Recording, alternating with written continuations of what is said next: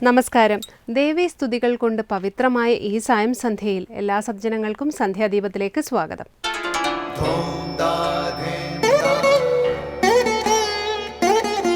ശുഭം ഭവതു കല്യാണമായുസാരോഗ്യവർദ്ധനം സർവദുഃഖ വിനാശായ സന്ധ്യാദീപം നമോസ്തുതേ. നാമം ജപായനം പുണ്യം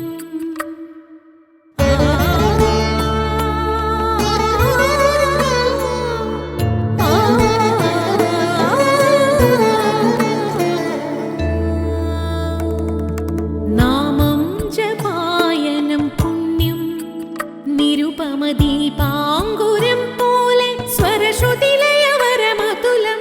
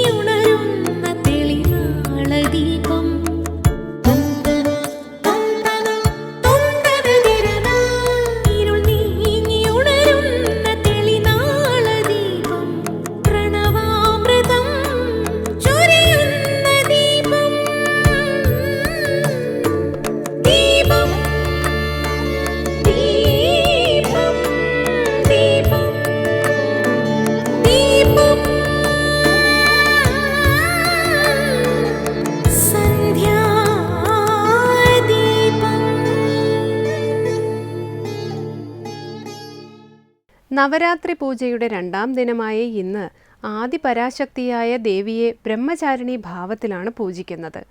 ശ്രീ പരമേശ്വര പ്രാപ്തിക്കായി തപസ്സു ചെയ്ത പാർവതി ദേവിയുടെ ബ്രഹ്മചര്യകാലത്തെ സൗന്ദര്യ രൂപത്തെയാണ് ഭക്തർ സ്തുതിച്ച് ആരാധിക്കുന്നത്. ബ്രഹ്മചാരിണി ഭാവം സന്യാസ ജീവിതത്തിൻ്റെ പ്രതീകം കൂടിയാണ്. ശൈലപുത്രിയുടെ അടക്കാനാകാത്ത ഊർജത്തിൽ നിന്ന് പക്വതയിലേക്കുള്ള മാറ്റമാണ് ബ്രഹ്മചാരിണി ഭാവത്തിന്. നാരദമുനിയുടെ നിർദ്ദേശപ്രകാരം ശ്രീ പരമേശ്വരനു വേണ്ടി ശുഭ്രവസ്ത്രധാരിയായ ദേവി തപസ് ചെയ്യുന്നു. ഇല പോലും ഭക്ഷിക്കാതെ കഠിന തപസ് അനുഷ്ഠിച്ചതിനാൽ ദേവി അപർണ എന്ന പേരിലും അറിയപ്പെട്ടു. കരങ്ങളിൽ ജപമാലയും കമണ്ഡലവും പിടിച്ച ദേവിക്ക് സൗമ്യഭാവമാണ്. അറിവിൻ്റെ മൂർത്തിമത് ഭാവമാണ് ബ്രഹ്മചാരിണി ദേവി. പഠനവുമായി ബന്ധപ്പെട്ട പോരായ്മയുള്ള വിദ്യാർത്ഥികൾ ദേവിയുടെ ബ്രഹ്മചാരിണി ഭാവത്തെ പൂജിക്കുന്നതും ധ്യാനിക്കുന്നതും പരിഹാരമെന്നാണ് വിശ്വാസം. ദേവി തൻ്റെ ഉപാസകർക്ക് അവസാനമില്ലാത്ത അനുഗ്രഹങ്ങൾ നൽകുന്നു. മുല്ലപ്പൂക്കളാണ് ബ്രഹ്മചാരിണി ദേവിക്ക് പ്രിയം. നവരാത്രി പൂജയുടെ 3ാം ദിനമായ നാളെ ദേവിയെ ചന്ദ്രഖണ്ഡ ഭാവത്തിലാണ് ആരാധിക്കുന്നത്. ഈ ഭാവത്തെക്കുറിച്ച് നാളെ മനസ്സിലാക്കാം. തുടർന്ന് അമൃതധാരയായി നമ്മുടെ മനസ്സിലേക്കെത്തുന്ന ഗുരുവചനം കേൾക്കാം. ശരീരത്തെ അവഗണിക്കുന്നത് കുറ്റമാണ്. ഈ ശരീരം ആത്മാവിൻ്റെ ക്ഷേത്രമാണ്. സ്വാമി വിവേകാനന്ദൻ. ശ്രീ ശങ്കരാചാര്യ രചിച്ച ശിവാനന്ദ ലഹരിയിലെ ശ്ലോകം ശ്രീ കാവാലം ശ്രീകുമാർ ആലപിക്കുന്നത് കേൾക്കാം.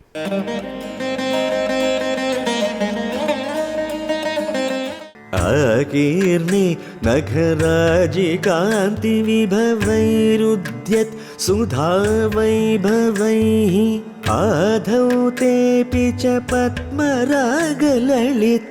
ഹംസവ്രജൈരാശ്രിതേ നിത്യം ഭക്തിവധൂഗണൈശ്ച രഹസി സ്വേച്ഛാവിഹാരം കുരു സ്ഥിത്വാ മാനസരാജഹംസഗിരിജാനാഥാഘ്രിസൗധാന്തരേ ആകീർണി നഖരാജികാന്തി വിഭവൈരുദ്യത് സുധാവൈഭവൈഃ ആധൗ തേപി ച പത്മരാഗലളിതേ ഹംസവ്രജൈരാശ്രിതേ നിത്യം ഭക്തിവധൂഗണൈശ്ച രഹസി സ്വേച്ഛാവിഹാരം കുരു സ്ഥിത്വാ മാനസരാജഹംസഗിരിജാനാഥാഘ്രിസൗധാന്തരേ.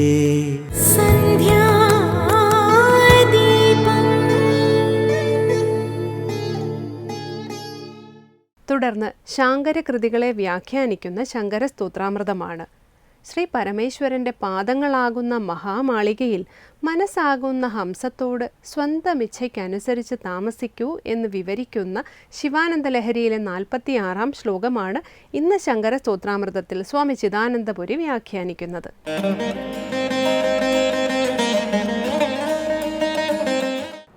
ശിവാനന്ദലഹരിയിൽ 45 ശ്ലോകങ്ങളാണ് നമ്മൾ ശ്രദ്ധിച്ചത്. തുടർന്ന് 46-ാമത്തെ ശ്ലോകം.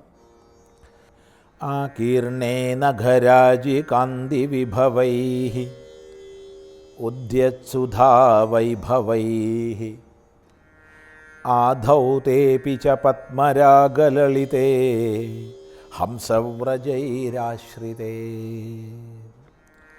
നിത്യം ഭക്തിവധൂഗണൈശ്ച രഹസി സ്വേച്ഛാവിഹാരം കുരു സ്ഥിത്വാ മാനസരാജഹംസഗിരിജാ നാഥാഘ്രിസൗധാന്തരേ. തീർത്തും കാൽപ്പനികമായൊരു തലത്തിലിരുന്നു കൊണ്ട് ഭക്തിയുടെ പാരമ്യത്തിൽ സ്വന്തം മനസ്സിനോട് സംവദിക്കുന്ന ഭക്തനെയും കവിയെയും എല്ലാമാണ് ഇവിടെ നമ്മൾ കാണുന്നത്. ഇവിടെ സ്വന്തം മനസ്സിനെ രാജഹംസമായിട്ട് കൽപ്പിച്ചിരിക്കുകയാണ്. അരയന്നങ്ങളുടെ രാജസ്ഥാനീയൻ, ഏറ്റവുമേറെ ശോഭിക്കുന്ന അരയന്നം. അങ്ങനെ മനസ്സിനെ കൽപ്പിച്ചിട്ട് ആ മനസ്സിനോട് പറയുകയാണ്, നീയൊരു കാര്യം ചെയ്യൂ, ഗിരിജാനാഥാഘ്രി സൗധാന്തരേ സ്വേച്ഛാവിഹാരം കുരു. സ്വന്തം ഇഷ്ടത്തിനനുസരിച്ച് മറ്റൊരാളുടെയും നിയന്ത്രണമില്ലാത്ത വിധത്തിൽ നീ വിഹരിച്ചുകൊള്ളൂ. എവിടെ? ഗിരിജാനാഥൻ്റെ അംഘ്രികളാകുന്ന സൗധാന്തരത്തിൽ. സൗധം കൊട്ടാരമാണ്. അപ്പോൾ വലിയൊരു മാളിക വീടായിട്ട് വലിയ കൊട്ടാരമായിട്ട് കൽപ്പിച്ചിരിക്കുകയാണ് ഗിരിജാനാഥൻ്റെ പാദങ്ങളെ. ഗിരിജാനാഥൻ, ഗിരിജയുടെ നാഥൻ. ഗിരിജ പാർവതി. ഗിരി പർവ്വതം, ഗിരിജ പർവ്വതത്തിൻ്റെ പുത്രി, ഹിമാലയ പുത്രി, ഹൈമവതി പാർവതി. അപ്പോൾ പാർവതിയുടെ നാഥൻ പരമേശ്വരൻ. പാർവതിയുടെ നാഥൻ്റെ അംഘ്രികൾ കാലുകൾ. അപ്പോൾ ഭഗവാൻ പരമേശ്വരൻ്റെ കാലിണകൾ, ആ കാലിണകളെ സൗധമായി കൽപ്പിച്ചിരിക്കുകയാണ്. വലിയ കൊട്ടാരമാണ്, മാളികയാണ്. ആ മാളിക വീട്ടിനുള്ളിൽ സ്ഥിത്വാ വർത്തിച്ചിട്ട് നീ അങ്ങുമിങ്ങും അലയുന്നത് നിർത്തുഹേ. എന്നിട്ട് ഭഗവാൻ പരമേശ്വരൻ്റെ പാദങ്ങളാകുന്ന സൗധത്തിൽ, വലിയ മാളിക കെട്ടിടത്തിൽ നീ വർത്തിച്ച് വിഹരിച്ചുകൊള്ളൂ. സ്വേച്ഛാവിഹാരം കുരു. പരമമായ ആനന്ദത്തിനാസ്പദമാണത്. അതുകൊണ്ട് അങ്ങുമിങ്ങും അലയുന്നത് നീ നിർത്തൂ മനസ്സേ എന്ന് പറയുകയാണ്. അപ്പോൾ എങ്ങനെയുള്ള സ്ഥാനത്തിലാണ് നീ നിവസിക്കേണ്ടത്? അതാണ് മറ്റു പദങ്ങളെ കൊണ്ട് വിശേഷിപ്പിക്കുന്നത്. നഖരാജി കാന്തി വിഭവൈഹി ഉദ്യസുധാ വൈഭവൈഹി ആകീർണേ ആധൗതേ അപി പത്മരാഗലളിതേ ഹംസവ്രജൈഹി ആശ്രിതേ സൗധാന്തരേ. എങ്ങനെയുള്ള സൗധാന്തരത്തിലാണ്, എങ്ങനെയുള്ള മാളിക വീട്ടിനുള്ളിലാണ് നീ താമസിക്കേണ്ടത്? അഥവാ ഭഗവാൻ പരമേശ്വരൻ്റെ പാദങ്ങൾ എങ്ങനെയുള്ളതാണ്? അതാണ് പറയുന്നത്. നഖരാജി കാന്തി വിഭവൈഹി ഉദ്യസുധാ വൈഭവൈഹി ആകീർണേ. നഖത്തിൻ്റെ ശോഭ, നഖരാജി. ഇപ്പം ഭഗവത് പാദങ്ങൾ, ആ പാദങ്ങളിലെ നഖം, ആ നഖങ്ങളുടെ ശോഭ, എങ്ങനെയുള്ളതാണ്? ഭഗവാന്റെ പാദനഖങ്ങളുടെ ശോഭയാൽ പ്രശോഭിക്കുന്ന, എപ്രകാരമാണ് ആ പ്രശോഭ എന്നുള്ളത് പറയുകയാണ്. ഉദ്യസുധാവൈഭവൈഹി യാഗീർണേ, ഉദിക്കുന്ന സുധാവിഭവൻ്റെ രശ്മികളാൽ വ്യാപിച്ചതുപോലുള്ള ശോഭ. അമൃതകിരണനായ ചന്ദ്രൻ ആകാശമണ്ഡലത്തിൽ, മേഘരഹിതമായ ആകാശമണ്ഡലത്തിൽ ഉദിച്ചുയരുന്ന സമയത്ത് ഏതൊരു ശോഭയാണോ ഉള്ളത്, ആ ശോഭയാണ് പരമേശ്വരൻ്റെ പാദങ്ങളിലെ നഖകാന്തിയാൽ ഉണ്ടാവുന്നത്. ഇപ്പം നഖകാന്തിയാൽ അവ്വിധമായ ശോഭയെങ്കിൽ പരമേശ്വര പാദങ്ങളുടെ ശോഭ എന്തു പറയേണ്ടു? ആ പാദങ്ങളെ സൗധമായി കൽപ്പിച്ച് അവിടെ നിവസിക്കാൻ മനസ്സിനോട് ആവശ്യപ്പെടുകയാണ്. വളരെ മനോഹരമായ ഈ ഒരു ശ്ലോകം നമുക്ക് വിശദമായി അടുത്ത പ്രാവശ്യം ചിന്തിക്കാം.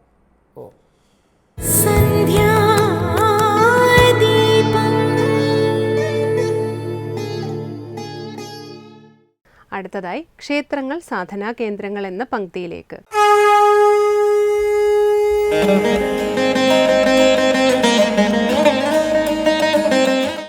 സാധാരണ ഒരു ക്ഷേത്രത്തിലെ പ്രദക്ഷിണം എങ്ങനെ വേണം എന്നുള്ളതാണ് നമ്മൾ ഇപ്പോൾ ചിന്തിച്ചത്.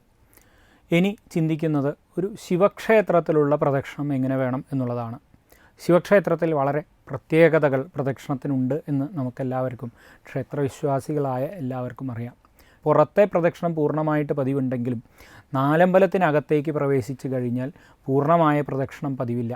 പകരം പ്രദക്ഷിണം വലതുവശത്ത്, നേരത്തെ പറഞ്ഞ പ്രകാരം തന്നെ വലതുവശത്ത് ദേവനെ, വലത്തെ കൈ ദേവന് ചേർന്ന് നിൽക്കുന്ന വിധത്തിലുള്ള പ്രദക്ഷിണം പൂർത്തിയാക്കി ആ പ്രദക്ഷിണം ഏതാണ്ട് ഈ ക്ഷേത്രത്തിൻ്റെ ഓവിൻ്റെ അതുവരെ ചെല്ലുക. അവിടെ സോമരേഖ എന്ന് പറയുന്നൊരു സങ്കല്പമുണ്ട്. സോമരേഖ എന്ന് പറയുന്നത് ഒരു ക്ഷേത്രത്തിൻ്റെ വടക്ക് വശത്തിൻ്റെ അധിപനാണ് സോമൻ. ഈ സോമനോട് ചേർന്ന് ആണ് സോമരേഖ കടന്നു പോകുന്നത്.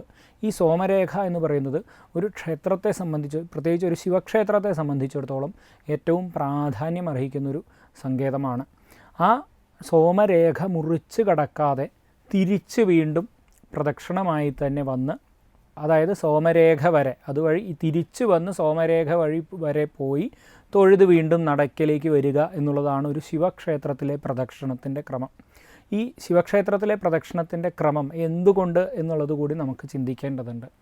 ശിവനെ, പ്രത്യേകിച്ച് ശിവലിംഗ സ്വരൂപത്തോടു കൂടിയുള്ള ശിവൻ എന്ന് പറയുന്നത് ഒരു പൂർണ്ണദേവനായിട്ടാണ്, പരിപൂർണനായിട്ടുള്ള, അല്ലെങ്കിൽ ഒരു ബ്രഹ്മാണ്ഡ സ്വരൂപത്തിലുള്ള ഒരു സങ്കല്പത്തിലാണ് ആ സങ്കല്പത്തെ ആരാധിക്കുന്നത്. അതുകൊണ്ട് തന്നെ അത്രയും പരിപൂർണനായ ആ പൂർണ്ണതയെ പൂർത്തിയാക്കുന്നതിന് നമുക്ക് സാധിക്കില്ല എന്നൊരു തലം ആണ്. ഒരു സാധാരണ മനുഷ്യന് അപ്രാപ്യമാണ് അത് പൂർണ്ണമായി പ്രദക്ഷിണം ചെയ്തു വരിക എന്ന് പറയുന്നൊരു സങ്കല്പം എന്നുള്ളത് അവിടെയുണ്ട്. പഴയ കാലത്തൊരു ഐതിഹ്യം, പുരാണത്തിലൊക്കെ പറയപ്പെടുന്നൊരു ഐതിഹ്യമുണ്ട്. ശിവൻ്റെ അല്ലെങ്കിൽ ഒരു ശിവലിംഗത്തിൻ്റെ ഉയരമളക്കുന്നതിന് വേണ്ടി ബ്രഹ്മാവും വിഷ്ണുവും ഒരു യാത്ര നടത്തിയെന്നും, ബ്രഹ്മാവ് ശിരോഭാഗം ലക്ഷ്യമിട്ടും വിഷ്ണു അധോഭാഗം ലക്ഷ്യമിട്ടും പോയെന്നും, ഇവർക്ക് രണ്ടുപേർക്കും അതിൻ്റെ അറ്റം കണ്ടെത്താൻ സാധിച്ചില്ല എന്നുമുള്ള ഒരു ഐതിഹ്യം, പുരാണ പ്രസിദ്ധമായിട്ടുള്ളൊരു ഐതിഹ്യമുണ്ട്. ഈ ഒരു ഐതിഹ്യത്തെ ഇവിടെ നമുക്ക് ചേർത്ത് വായിക്കേണ്ടതുണ്ട്. നമുക്കൊരിക്കലും ഇത് പൂർത്തിയാക്കാൻ സാധിക്കില്ല എന്ന് പറയുന്നൊരു തലം. ഇനി മറ്റൊരു തലമുണ്ട്, പരിപൂർണമായിട്ടുള്ളൊരു ആനന്ദത്തിൻ്റെ ഒരു അവസ്ഥ എന്ന് പറയുന്നത്. ഈ ആനന്ദം എന്ന് പറയുന്നത് വർത്തുളമായിട്ടുള്ളൊരു രേഖയിലാണ് അത് സഞ്ചരിക്കുക എന്ന് പറയുന്നൊരു, ആ ആനന്ദത്തിൻ്റെ സമയത്തുള്ള ഒരു ബോധതലം, അതല്ലെങ്കിൽ നമ്മളുടെ ശരീരത്തിൽ പ്രവഹിക്കപ്പെടുന്ന ന്യൂട്രോണുകളും പ്രോട്ടോണുകളും ഇത്തരത്തിലുള്ള ഒരു വർത്തുളമായ രീതിയെ കൈവരിക്കും എന്ന് പറയുന്നൊരു തലം പറയപ്പെടാറുണ്ട്. ആ നിലയിലും ആയിരിക്കാം ഈ ക്രമം എന്ന് പറയപ്പെടുന്നു. എന്തു തന്നെയായാലും ശിവക്ഷേത്രത്തിൽ പരിപൂർണമായിട്ടുള്ളൊരു പ്രദക്ഷിണം സാധ്യമല്ല. പരിപൂർണനായിട്ടുള്ള, പൂർണ്ണസ്വരൂപനായിട്ടുള്ള ഒരു പരബ്രഹ്മസ്വരൂപത്തെ, അല്ലെങ്കിൽ അത്രയധികം ഊർജപ്രവാഹമായിട്ടുള്ളൊരു ശിവസങ്കല്പത്തെ മറികടക്കുക എന്ന് പറയുന്നത് അസംഭവ്യമാണ്, നമുക്ക് സാധിക്കാത്തതാണ് എന്നുള്ളൊരു തത്വം അവിടെ അന്തർലീനമായിട്ട് അടങ്ങിയിരിക്കുന്നു. അവസാനമായി ദീപാരാധനയാണ്. ക്ഷേത്ര സന്നിധിയിലെത്തി അവിടുത്തെ പ്രതിഷ്ഠാവിശേഷങ്ങളും അനുഷ്ഠാനങ്ങളും അറിഞ്ഞ് ദേവീ സന്നിധിയിലെത്തി മംഗളാരതി തൊഴുതു മടങ്ങാം. എല്ലാവർക്കും നമസ്കാരം.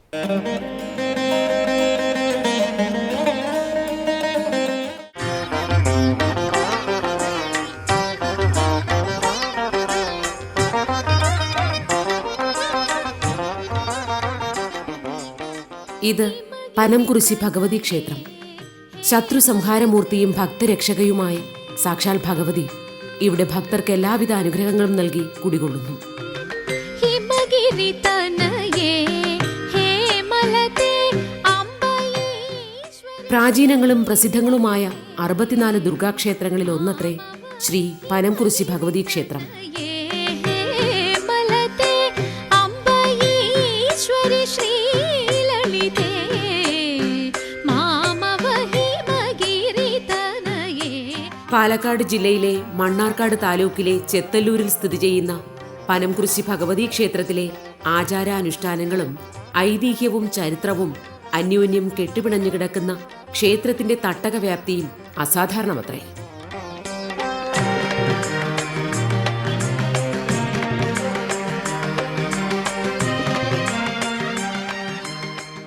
ക്ഷേത്രവുമായി ബന്ധപ്പെട്ട് പറഞ്ഞു കേൾക്കുന്ന ഒരു ഐതിഹ്യമുള്ളത് തമിഴ്നാട്ടിലെ ചോള രാജ്യത്തു നിന്നും അവിടുത്തെ രാജാവിന്റെ കോപം ഭയന്ന് കേരളത്തിലേക്ക് പലായനം ചെയ്ത ഒരു സംഘം വൈശ്യരുടെ കുടിയേറ്റവുമായി ബന്ധപ്പെട്ടതാണ്. ഈ സംഘം പാലക്കാട് ചുരം വഴി ഇപ്പോഴത്തെ പാലക്കാട് ജില്ലയിൽ പ്രവേശിക്കുകയും പിന്നീട് ചെറു സംഘങ്ങളായി പിരിഞ്ഞ് പല ഭാഗങ്ങളിലായി കുടിയേറ്റം നടത്തുകയും ചെയ്തു. ഇവരിൽ ഒരു സംഘം ഇവിടെ എത്തിച്ചേരുകയും തങ്ങളോടൊപ്പം കൊണ്ടുവന്ന അവരുടെ ആരാധനാ വിഗ്രഹത്തെ അവർ ഇവിടെ പ്രതിഷ്ഠിച്ച് ക്രമേണ ക്ഷേത്രമാക്കുകയും ചെയ്തു.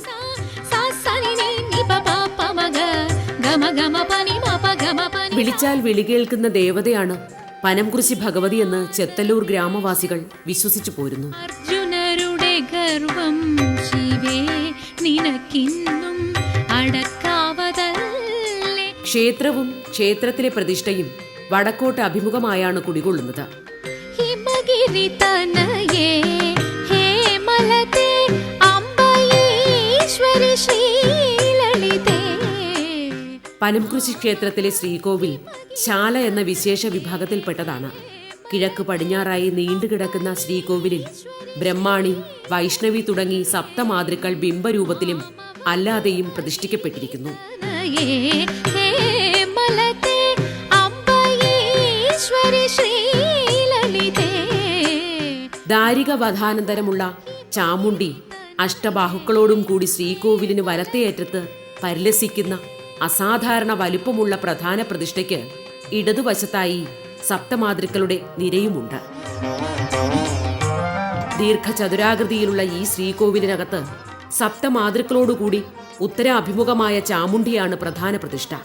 ശ്രീകോവിലിൽ കിഴക്കേ അറ്റത്തായുള്ള ചാമുണ്ഡി ദേവിയെയും തുടർന്ന് നിരനിരയായുള്ള സപ്തമാതൃക്കളെയും പൂർണ്ണമായി ദർശിക്കുക അസാധ്യമാണ്. പ്രധാന പ്രതിഷ്ഠയായ ചാമുണ്ഡിയെ നേരെ മുന്നിൽ നിന്ന് വലിയ ഒരു വൈരയ്ക്കകത്തുകൂടിയേ ദർശിക്കാൻ സാധിക്കുകയുള്ളൂ. നേരെ തുറന്നു വയ്ക്കുന്ന നടയല്ലാത്തതിനാലാണ് ഇവിടെ പൂർണ്ണ ദർശനം അസാധ്യമായിട്ടുള്ളത്. സദാ പ്രസാദം ചൊരിയും നിൻമിഴികൾ. നിത്യേന 3 പൂജയാണ് പനംകുറിശി ഭഗവതി ക്ഷേത്രത്തിൽ വിധിപ്രകാരം നടന്നു വരുന്നത്. തീയന്നൂർ മനക്കാർക്കാണ് ഈ ക്ഷേത്രത്തിലെ തന്ത്രാധികാരം. അതീണം എന്നിൽ സനിനി നിപപപമഗ. ചാന്താട്ടം, കളംപാട്ട് എന്നിവയാണ് ക്ഷേത്രത്തിലെ പ്രധാന വഴിപാടുകൾ. എല്ലാ വർഷവും തുലാമാസം 12-ാം തീയതി കഴിഞ്ഞു വരുന്ന ചൊവ്വാഴ്ച ആരംഭിക്കുന്ന കളംപാട്ട് പനംകുറിശി ക്ഷേത്രത്തിലെ ഏറ്റവും വിശേഷാലുള്ള വഴിപാടാണ്. മീനമാസത്തിലെ 1-ാം ചൊവ്വാഴ്ച വരെ തുടരുന്ന കളംപാട്ടിന് കരിപ്പൊടി, അരിപ്പൊടി, പച്ചിലപ്പൊടി, മഞ്ഞൾപ്പൊടി, ചുണ്ണാമ്പ് തുടങ്ങിയ ജൈവ നിറക്കൂട്ടുകൾ മാത്രമാണ് ഉപയോഗിക്കുന്നത്. മാമവ ഹിമഗിരി തനയേ ഹേമലതേ. 8 കൈകളോടെയുള്ള ദേവിയുടെ ചിത്രം വരച്ചുകൊണ്ടാണ് കളംപാട്ടിന് തുടക്കം കുറിക്കുന്നത്. ക്ഷേത്ര മേൽശാന്തി പൂജ നടത്തുകയും ചെയ്യുന്നു. ഈ തട്ടകത്തിനകത്തുള്ള ക്ഷേത്രങ്ങളിലോ ബ്രാഹ്മണാലയങ്ങളിലോ കളംപാട്ട് നടത്തുകയാണെങ്കിൽ അത് പനംകുറിശി അമ്മയ്ക്ക് മാത്രമേ സമർപ്പിക്കാവൂ എന്നത്രേ വ്യവസ്ഥ. പാർവണേന്ദു സമവദനേ. പനംകുറിശി ഭഗവതി ക്ഷേത്രത്തിന്റെ പടിഞ്ഞാറു ഭാഗത്തായി സ്ഥിതി ചെയ്തു വരുന്ന ശിവശൈലേശ്വര ക്ഷേത്രം പനംകുറിശി ക്ഷേത്രത്തെക്കാൾ പഴക്കമുള്ളതാണെന്നാണ് വിശ്വാസം. ഇപ്പോൾ പനംകുറിശി ക്ഷേത്രത്തിന്റെ കീഴേടമായി അറിയപ്പെടുന്ന ഈ ക്ഷേത്രത്തിലാണ് ആദ്യം ദർശനം നടത്തേണ്ടത് എന്നാണ് വിശ്വാസം.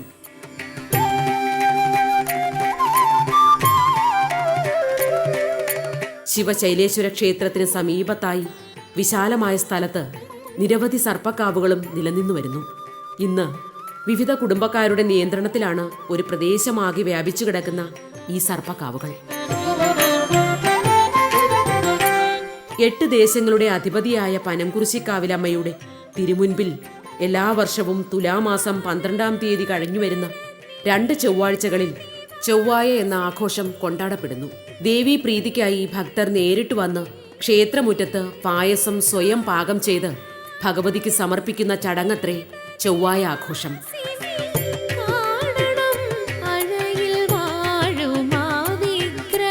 മുഖ്യദേവതയായ ഭഗവതിക്ക് പുറമെ നാലമ്പലത്തിനുള്ളിൽ വടക്ക് കിഴക്ക് മൂലയിലായി നാഗങ്ങളും തെക്കു പടിഞ്ഞാറേ മൂലയിൽ ഗണപതിയും നാലമ്പലത്തിന് പുറത്ത് ബലിക്കൽപുരയുടെ കിഴക്കേ ഓരം ചേർന്ന് ക്ഷേത്രപാലകനും വടക്കു പടിഞ്ഞാറേ മൂലയിൽ അയ്യപ്പനും ഉപദേവന്മാരായി ഇവിടെ കുടികൊള്ളുന്നു.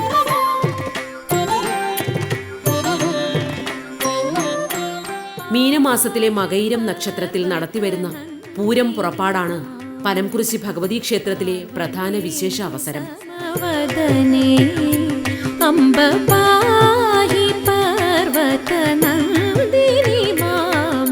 ശ്രീ പനംകുറിശി ഭഗവതി ക്ഷേത്രത്തിലെ പൂരം പടഹാദി ചടങ്ങുകളോടെ പുറപ്പാടും 3-ാം പൂരം രാത്രി കൊടിയേറ്റത്തോടെ ധ്വജാതി മുറിയിലുമായി താന്ത്രിക ചടങ്ങുകൾ നടക്കുന്നു. ആദ്യകാലത്ത് തുടങ്ങിവെച്ച വേലകളാണ് ഓരോന്നും ഇന്ന് ഓരോ പൂരങ്ങളായി മാറിക്കഴിഞ്ഞിരിക്കുന്നത്. കിഴക്കൻ പൂരത്തിന് ചെത്തല്ലൂർ ശ്രീകൃഷ്ണ ക്ഷേത്രം, തൃപ്പുലിക്കൽ ക്ഷേത്രം, കുറ്റാനശ്ശേരി, ശ്രീകൃഷ്ണപുരം, മണ്ണാറത്തറ, മാമ്പ്ര, ആറാട്ടുകടവ് തുടങ്ങിയ സ്ഥലങ്ങളിൽ നിന്നുമുള്ള ചെറുപൂരങ്ങൾ അണിനിരക്കുമ്പോൾ തെക്ക് രാമൻ തൃക്കോവിൽ ക്ഷേത്രം, പാലക്കട അയ്യപ്പൻ പാറ, എടമന ഭാഗം എന്നിവിടങ്ങളിലെയും ആലിക്കൽ തുടങ്ങിയവയും ചേർന്ന തെക്കൻ പൂരവും വടക്കൻ പൂരവും പടിഞ്ഞാറൻ പൂരവും എല്ലാം കൂടി ക്ഷേത്ര സന്നിധിയിലെത്തി ദർശനത്തിനു ശേഷം പൂരപ്പറമ്പിൽ സംഗമിക്കുന്നു. ഭഗവതിയുടെ എഴുന്നള്ളിപ്പ് ശിവക്ഷേത്രത്തിലേക്ക് വരുന്ന വഴി പൂരങ്ങളുടെ സംഗമം വീക്ഷിച്ച് ദേവി നീങ്ങുന്നതോടെ ദേശപൂരങ്ങൾ പിരിഞ്ഞു പോകുന്നു.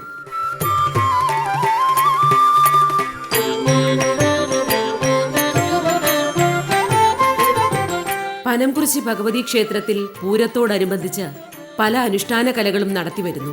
പൂരം പുറപ്പാട് മുതൽ 7 ദിവസം നടത്തിവരുന്ന തോൽപ്പാവ കൂത്താണ് അതിൽ പ്രധാനം. 3 വർഷങ്ങൾ കൂടുമ്പോഴാണ് ഇവിടെ പാവക്കൂത്തിന് ആധാരമായ രാമായണം കഥ കാലം കൂടുന്നത്.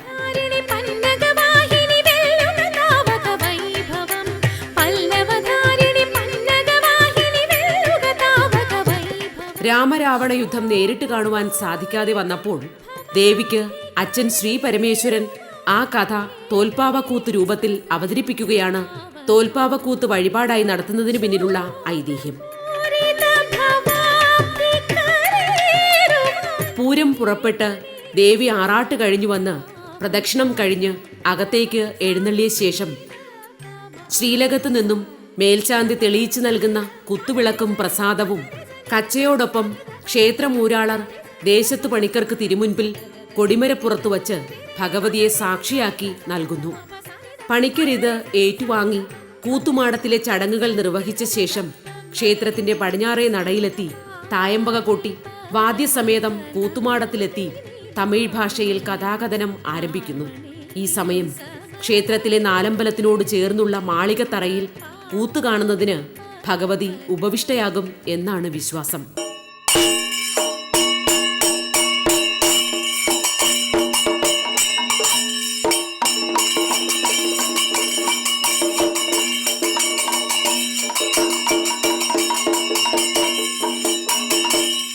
ശക്തി സ്വരൂപിണിയും കാരുണ്യവാരിധിയുമായ സാക്ഷാൽ ഭഗവതി കരുണാപീയൂഷ വർഷം ചൊരിഞ്ഞ് സർവരെയും അനുഗ്രഹിച്ചുകൊണ്ട് പരിലസിക്കുകയാണ് പനംകുറിശിയിൽ.